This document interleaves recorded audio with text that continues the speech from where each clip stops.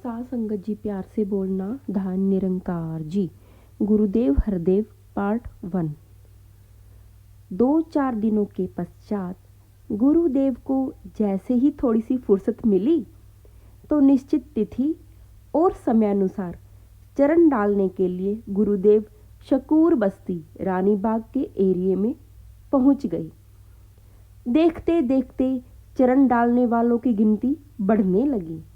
जिस घर में भी गुरुदेव पधारे, घर वाले खुशियों में भरकर नाच उठे।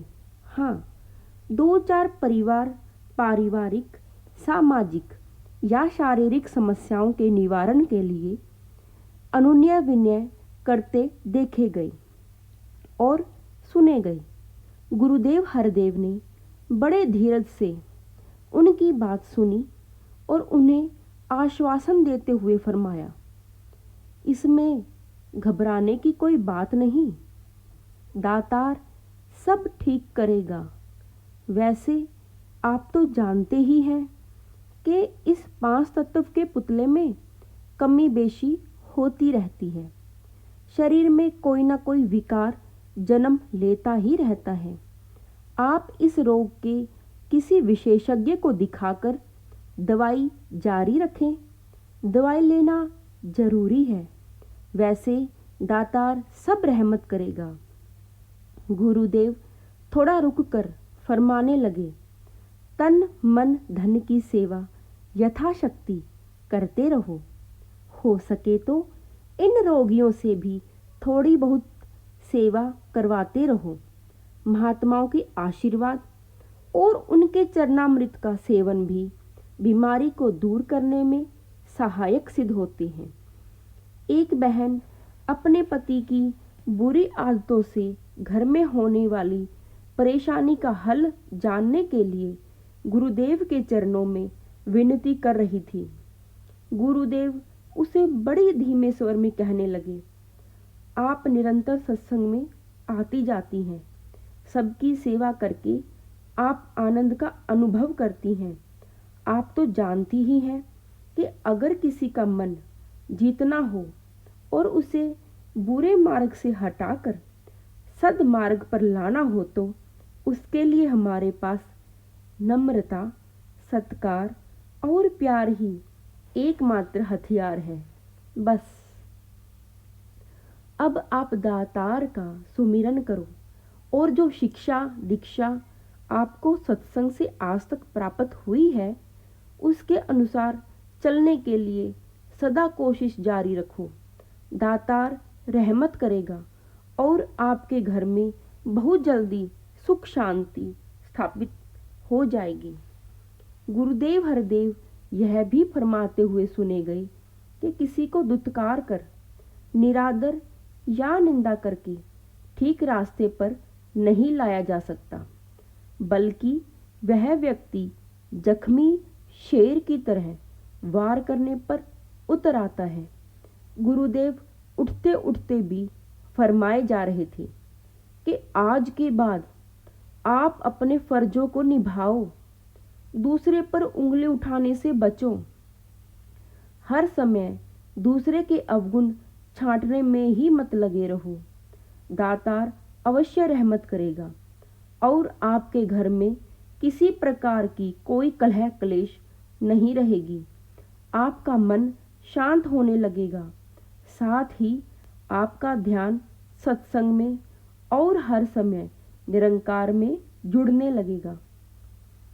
इस तरह से अनेकों उलझनों जो परिवार में प्राय जन्म लेती हैं, जिनका जिक्र भी गुरुदेव के समक्ष एक आध परिवार ने बड़े विहल होकर रखा, गुरुदेव ने उनका समाधान करते हुए फरमाया, आप लोग परिवार के सदस्यों को निरंकार की बनाई हुई मूर्तियां जानकर उनका सत्कार करते जाएं।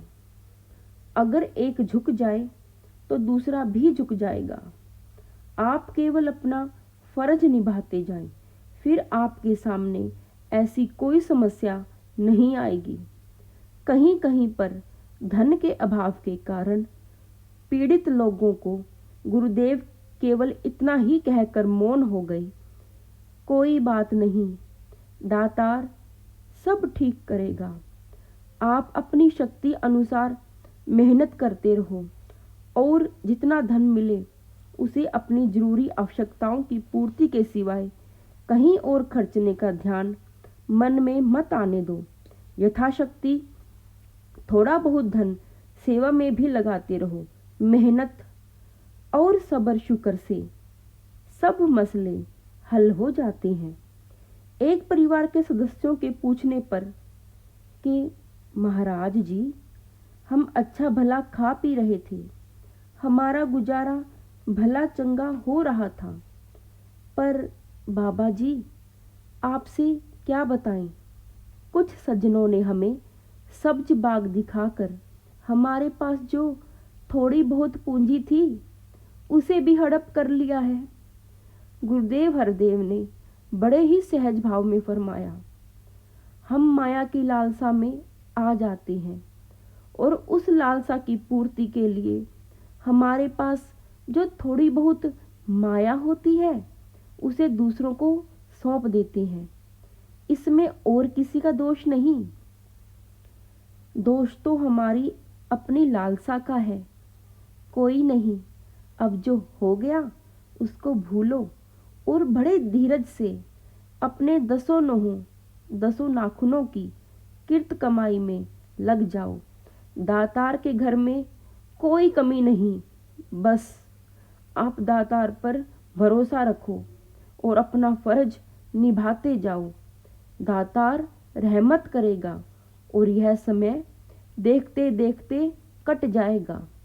रही बात उनकी जो ऐसा गलत कर्म कर रहे हैं, तो शहंशाह जी बाबा अवतार सिंह जी महाराज कहा करते थे कि जो छल कपट से किसी का लेकर दबा लेते हैं उनका भला तो गुरु भी नहीं कर सकता, और ऐसे लोग कभी सुख की नींद नहीं सो सकते। मुझे कल की तरह याद है कि एक बार 5-7 महानुभाव जो आक्रोश में भरे भाव लेकर गुरुदेव के पास पहुंचे। गुरुदेव हरदेव ने अपने स्वभाव के माधुर्य से उनके दिल जीतने में कोई देर नहीं लगाई। यह बात संत निरंकारी भवन, संत निरंकारी कॉलोनी की है। जैसे ही वे महानुभाव गुरुदेव के मिलन कक्ष में पहुंचे, गुरुदेव ने खड़े होकर दोनों हाथ जोड़कर और थोड़ा सिर झुकाकर उनका स्वागत किया। इस हार्दिक स्वागत से ही उनके चेहरे के हाव भाव बदलने लगे और दास ने देखा कि बाबा जी बड़े सहज भाव में उनसे वार्तालाप करने लगे।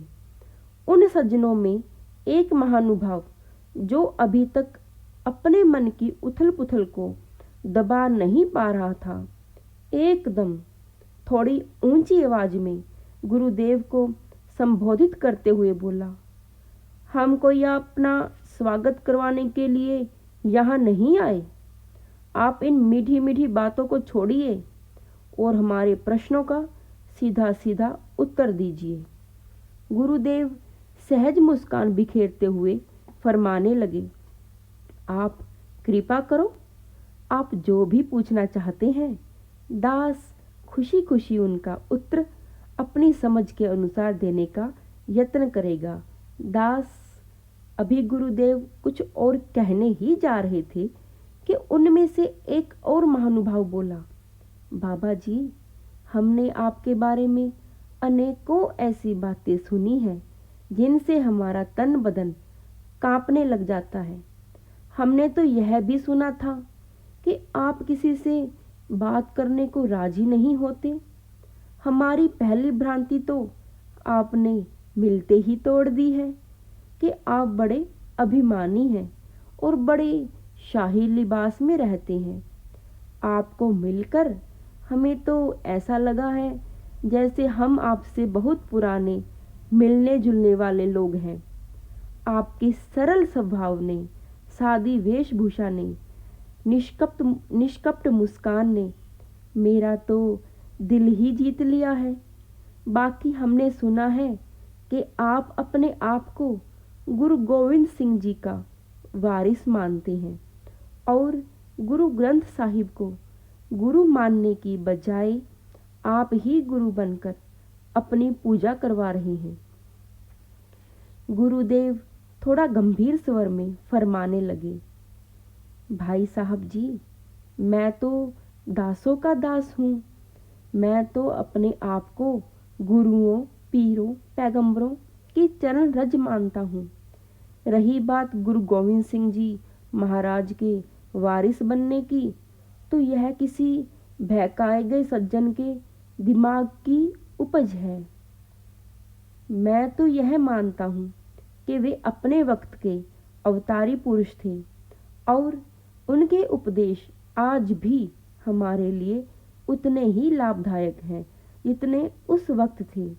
मैं तो ऐसे रब्बी महापुरुषों द्वारा प्रकट की गई सच्चाई को ही घर घर में पहुंचाने के लिए अपनी शक्ति अनुसार काम कर रहा हूँ।